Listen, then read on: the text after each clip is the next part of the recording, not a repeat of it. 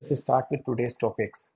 First topic is double taxation avoidance between India and Mauritius. So, what are the changes that have been brought into how they are going to define the other double taxation avoidance agreement that India has with other countries? What will be its effect? So, we will examine in detail. Number second, hepatitis in India. What are its consequences? Why it is raising its head in the country? So, we will be also understanding it. Third one will be regarding recent terror attacks in Asia, in Russia, and what is the role of the Islamic State branch of a particular terror organization. So we will be dealing with it. Important for internal security purpose and the governance. Number four, India in the times of turbulence. That can be done actually as an overall topic. So first of all, let us do changes to the India-Mauritius tax treaty examined. First of all, we will be able to understand what is the double taxation avoidance agreement. So, double taxation avoidance agreement is a kind of tax treaty that is signed between India and some other country. So, that's a bilateral treaty. What is the thing? So, any two country or multiple countries sign it. So that is why the taxpayers can avoid paying double taxes on their incomes. Those are earned from the source country as well as the residence country. So what is the source country? Suppose say the investment is happening from a country called A into our country called India. Now the investment that is coming from country called A, whatever the incomes those are earned in India, and whatever the money actually after earning of profits that is flowing back to country called A, if the taxes are only paid at a single source and there is avoidance of the double taxes, then the double taxation avoidance agreement comes into picture.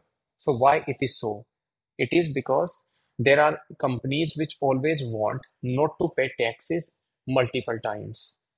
One more thing, to attract investment, countries actually have to make these kind of provisions. So those companies which are making provisions to invest in a particular territory do not have to face actually these kind of tax demands from the tax authorities of that particular state. So at present, India has double tax avoidance agreement with close to 80 countries of the world. But the double taxation avoidance agreement has its own potential, own challenges and consequences also. When certain times actually the companies are not paying their due taxes into our territory and only paying the taxes to other countries. And one more thing is the capital flight actually that is also going to other countries. Sometime India may not be into that calculation as well. So the need for double taxation, as I told you, arises out of the imbalance in tax collection on the global income of individuals. If a person aims to do business in a foreign country, he or she end up paying income taxes in both the countries. That's why this kind of benefits are provided under the double taxation avoidance agreement. So the benefit can be number one, lowering your taxes demands. Number two, the tax credit also you can receive. And number third, exemption from the taxes. So these are the double taxation avoidance agreement. What is this? Now, what are the changes that has been brought into the India-Mauritius tax treaty? So when we talk about India-Mauritius tax treaty, so the changes that have been brought into are both these countries signed a protocol in which on March 7, 2024, they agreed to amend the tax treaty. It prescribed a change in the preamble where the expression encouragement of mutual trade and investment has been removed.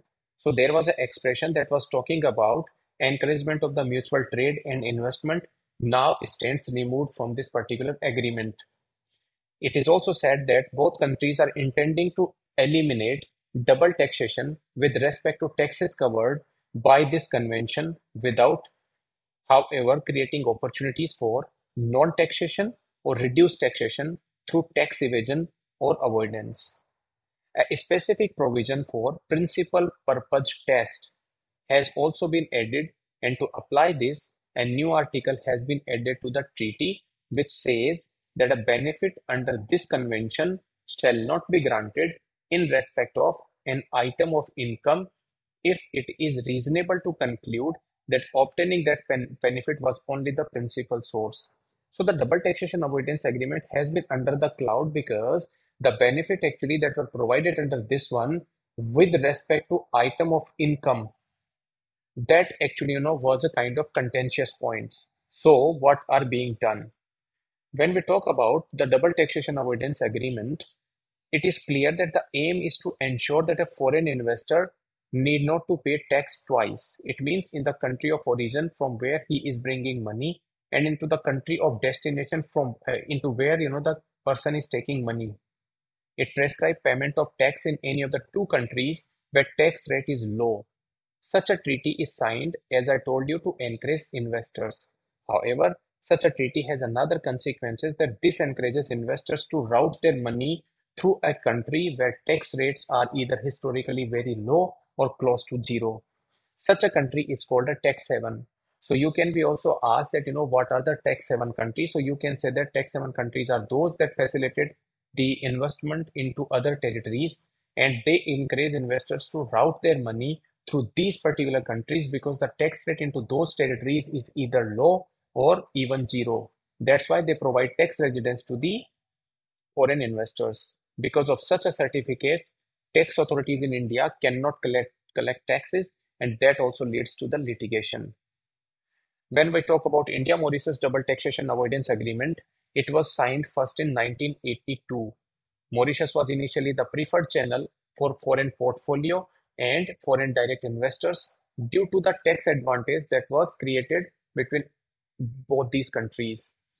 The agreement that was done in 1982 laid down that capital gains tax had to be paid in the country where the foreign investor was based. So it does mean that the foreign investor that was based in the country A, and if he was investing in our country, that particular investor will be only paying, the capital gains tax where he is situated, means country A.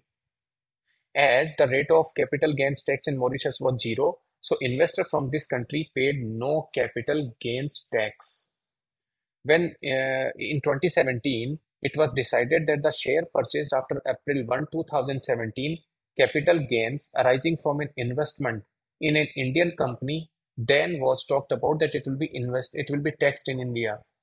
So this particular provision actually where the investor was supposed to pay taxes into country A was removed, and it was said that the capital gains tax arising from an investment in an Indian company will be taxed into India itself. So with the double taxation avoidance treaty with Singapore being linked to the agreement with Mauritius, investment from Singapore have also been brought into the Indian tax net. So Singapore, Mauritius, all these investment, those are routed from these two countries. The capital gains tax will be paid in our country. So what is the changes to the India-Mauritius tax treaty made this year?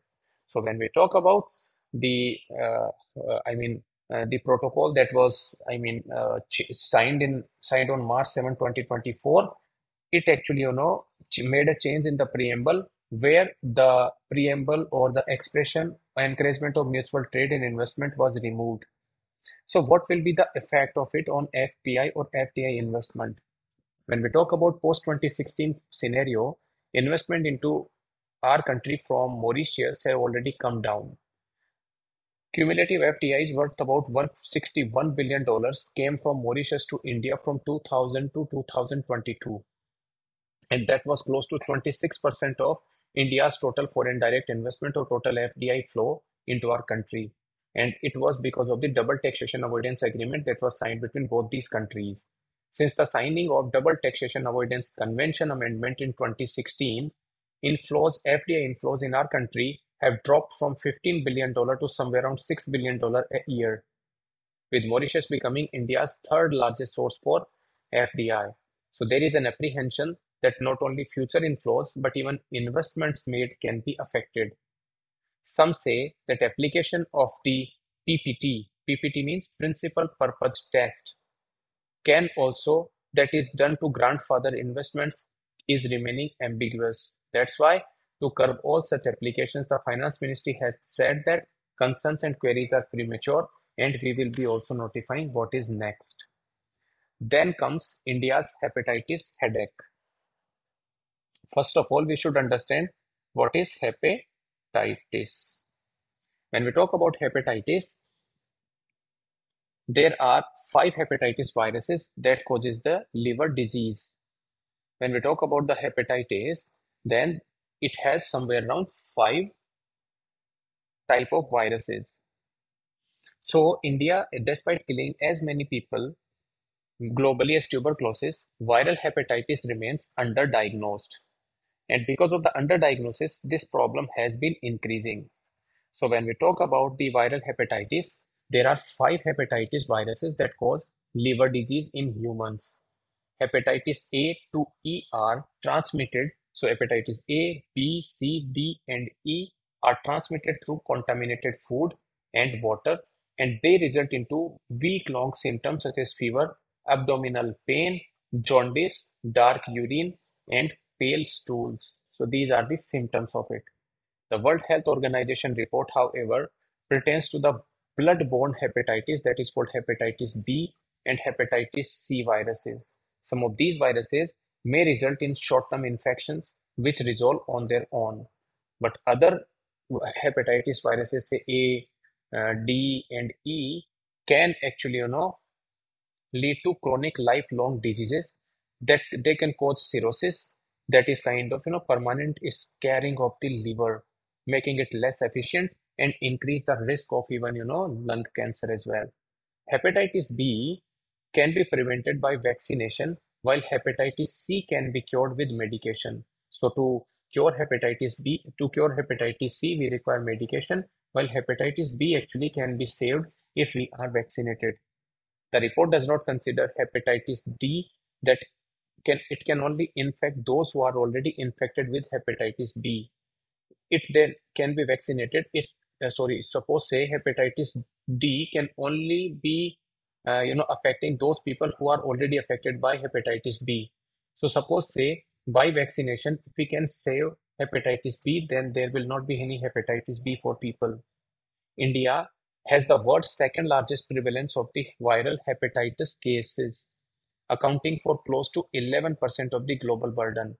So when we talk about the hepatitis burden in our country, it is close to 11%. Globally, out of 254 million people living with hepatitis B, India accounted for close to 29 million people, means 2.9 crore people. Second only to China, where close to 80 million people are infected.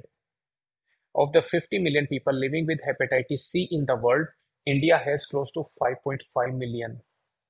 The diagnosis of viral hepatitis also remains abysmally low. So when we talk about hepatitis issue in India, the diagnosis is also a challenge in itself.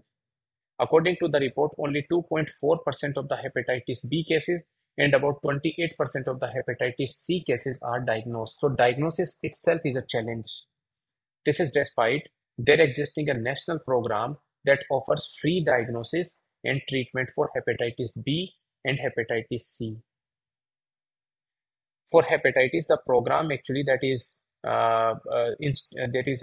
was launched, people have not been utilizing the free diagnosis and treatment that it is offering. Viral hepatitis can be transmitted through contaminated blood transfusion or through contaminated needles. Almost 90% of hepatitis B cases in India are transferred from mother to child because most blood banks now provide safe blood, and needle stick transmission in healthcare workers is limited because everyone is almost vaccinated. When we talk about hepatitis C, the World Health Organization report says that India is one of the 10 countries where 80% of the infections are coming from the injecting drug users. So what are the challenges in dealing with viral hepatitis? So there are more challenges to controlling hepatitis B. At least three things have to be ensured as talked by Dr. Sareen. First, all newborns will have to be fully vaccinated against hepatitis B, so the hepatitis B also does not happen to them and hepatitis D also does not happen to them. Adults who have not been immunized should also be given the shot, and all those who are diagnosed with infections should be put on treatment. The hepatitis B vaccine was rolled out for children in 2007-8 under the program of Universal Immunization Program. But a 2019 study said that its coverage actually remained very weak, and that was close to 41 to 62% coverage. It does mean that somewhere around 40 to 50% of the people were out of the net of vaccination. Even the National Viral Hepatitis Control Program also made provisions for vaccination of people at high risk for contracting hepatitis B, such as healthcare workers. When we talk about the treatment of hepatitis B, treatment for hepatitis B is done by a specialist actually according to the international guidelines. The problem is that the parameters mentioned in this particular guideline for initiating treatment exclude 7 to 8 of the 10 people who are diagnosed. That's why the diagnosis and the treatment actually becomes a very, very big problem to solve the hepatitis issues. When we talk about the vaccination coverage is also very poor. So these are the gaps actually which are available. And when even we talk about the international guideline, the problem is the parameters mentioned in that guideline as well. So there is a need to adopt a treat all approach, just like we have done for HIV. How does India's response to viral hepatitis compares with that of the TB? So when we talk about, despite the infections killing almost as many people as TB, it does not receive nearly as much attention. Means hepatitis is not, making people that much attentive as compared to the TB. Globally, treatment coverage for TB was estimated to be around 70%, while the coverage for hepatitis B and C was close to 3 and 20%. In India, the number of deaths due to viral hepatitis are not comparable to TB, which killed an estimated 3.31 lakh people. The report says that none of the diagnosed patients received treatment for hepatitis B, while just 21% received treatment for hepatitis C. That's why there is a huge gap when we talk about the hepatitis care that India talks about, and even the major problems like TB. So the hepatitis viruses from A to E does demand not only the attention of the citizenry but also the government. We now move on to the third topic, and that is what Moscow attacks suggest about the IS, KP, and emerging terror threats.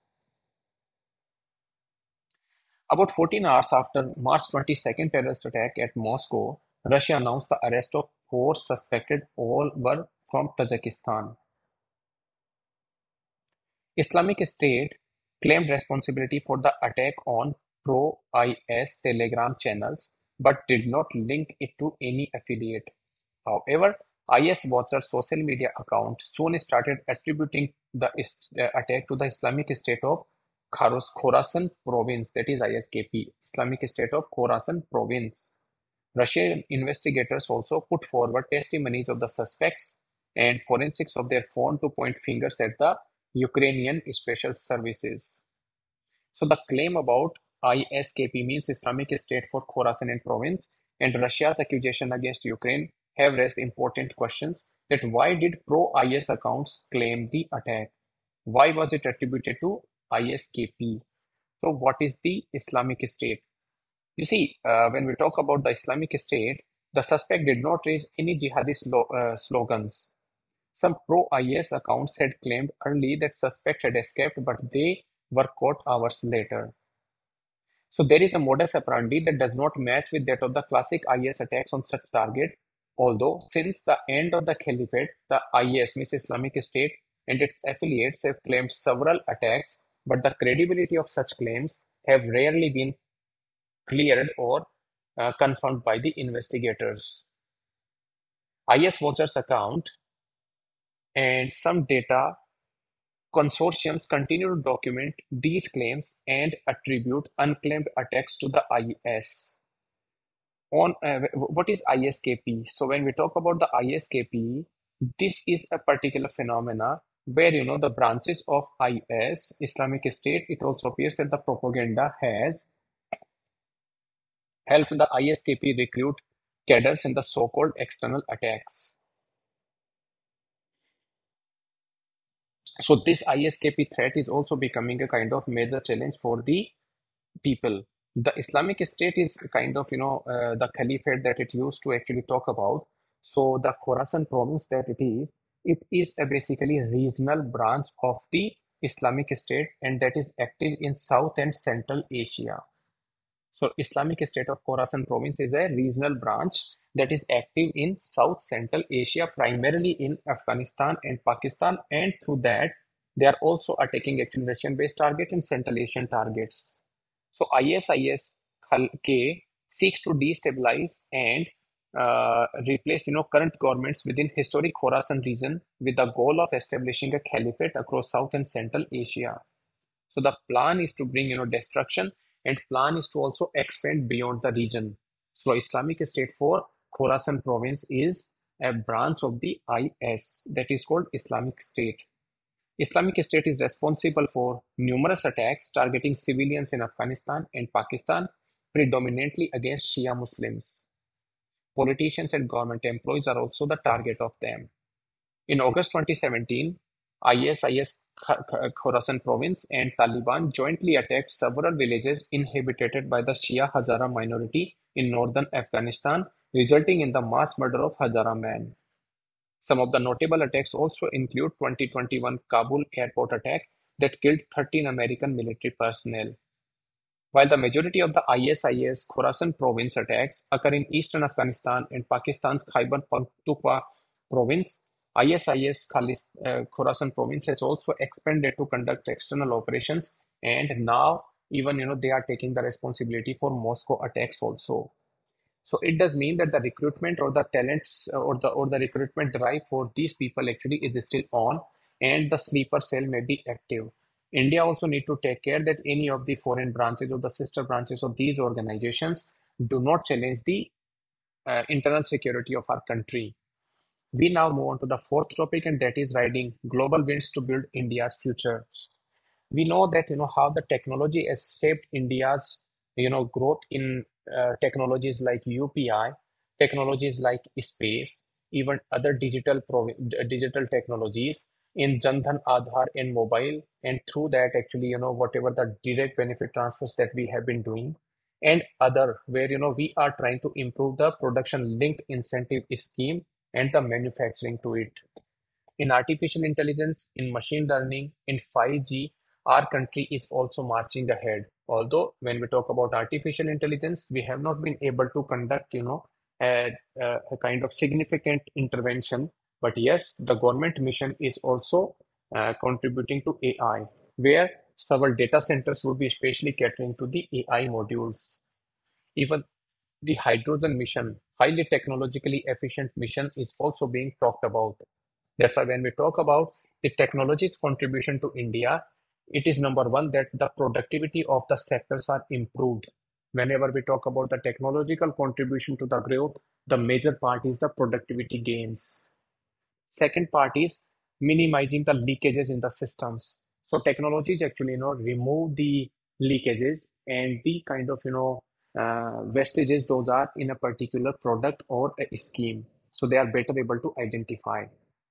Even the, digital technologies or the technologies are better able to identify the beneficiaries as well, because the data sets those are provided to the, these technologies actually helps to meet those goals. Till recently, the country was playing catch up, but now with the impetus from Digital India and other schemes, it is set to lead in emerging technology areas. Whenever we talk about the battery emerging technologies also, so in the battery technology, we are also trying to gain advantages by not only securing the raw materials from other countries, but also quietly building the technologies, either semiconductors or designs of the chips, etc., is also being in the domain. When we talk about the space related technologies are giving a greater hand of support to other other industries, especially MSME. So when the medium, small, and micro industries actually get the technological benefit, they will be able to modernize their sort of production level technologies. When we talk about the technological interception in agriculture, that is also increasing by use of the drones, by better able to by better qualities of the seed, etc. So when we talk about Prime Minister Swamitva scheme, that is also contributing to the mapping of the ownership of the land or assets of the people. That not only reduces the litigation, but also improves the debt profile of the people. They can go to the banks and ask for the formal credit. The moment they get the formal credit, actually the dependence on the informal credit actually reduces, and that also causes a major help for them, because the interest rate those are charged higher by the informal credit they are saved from them. When we talk about the electric vehicles and the solar power, that is also creating a lot of technological nuances. Although India's electrical vehicle market is only 2.3%, but with the advancement in manufacturing of the semiconductor and chip design and other battery related technologies, it is going to leapfrog. And you must also understand that the world's one of the world's biggest, manufacturer of electric vehicles, Tesla's founder Elon Musk is also coming to our country. Chances are that he may announce a gigafactory in our country as well. The moment he does it, there will be a greater, uplift to the technological, advancement that our country can talk about. And Tesla actually is not only a car making company, it's a mining company also because it mines the minerals for in-house use. So it improves, the manner in which it does the other tasks. So that can also be one of the benefit for India. When we talk about the PLI scheme for advanced chemistry cell battery with an outlay of 18,000 crore rupees, so that also is creating a kind of, good ecosystem for battery manufacturing technologies as well. So the exciting future is because of the technological advancement that the country is talking.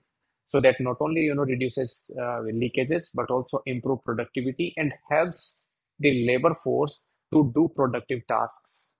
So let us see how actually in the times of global wind, India's march in the times of technology can actually help its economy to not only lift up but improve the per capita income level and the social profile of the people. This was all about today's topic. For more such videos, you can like the button and subscribe the channel. Thank you.